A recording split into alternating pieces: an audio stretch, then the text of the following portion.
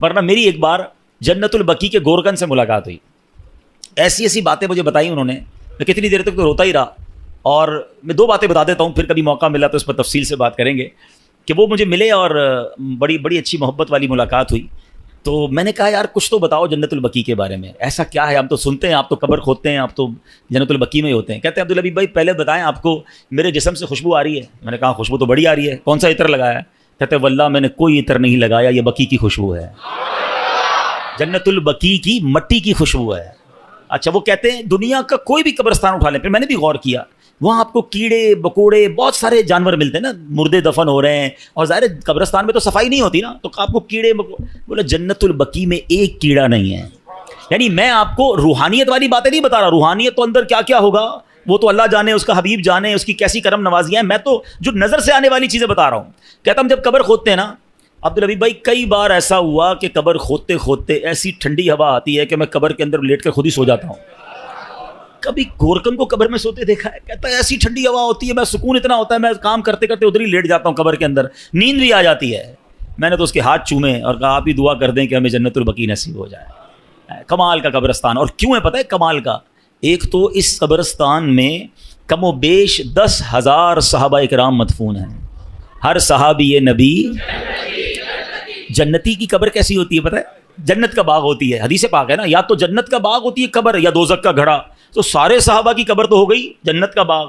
جس قبرستان میں 10,000 جنت کے باغ ہوں, اب آپ سوچو نا اس قبرستان میں جو گیا, ہائے ہائے, ایسے نہیں کہتے اعلیٰ حضرت طیبہ میں مر کے ٹھنڈے چلے جاؤ آنکھیں بند, طیبہ میں مر کے ٹھنڈے چلے جاؤ آنکھیں بند, سیدھی سڑک یہ شہر شفاعت نگر کی ہے.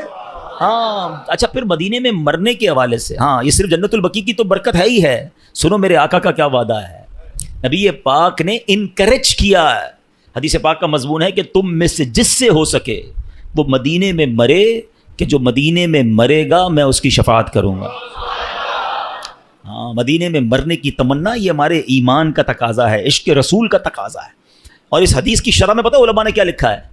اگر کوئی اس حدیث پر عمل کرنا چاہتا ہے نا تو وہ اپنا بڑھاپا مدینے میں گزارے اور پھر بغیر کسی ضرورت مدینہ پاک سے باہر نہ نکلے. مجھے ایک میسج آیا مدینہ منورہ سے, دیکھیں موضوع مجھے نہیں پتا تھا یہ چھڑ جائے گا. ہمارے لاہور کے ایک اسلامی بھائی ہیں مدینہ پاک میں, اور انہوں نے کہا آج مجھے کسی نے بتایا کہ ایک خاتون ہیں جو پاکستان سے گئی ہیں وہاں پر, 32 سال ہو گئے ہیں وہ مدینے سے باہر نہیں نکل رہی ہیں. کہتی ہیں باہر نہیں نکلوں گی کہیں باہر موت نہ آ جائے, مجھے مدینے میں مرنا ہے.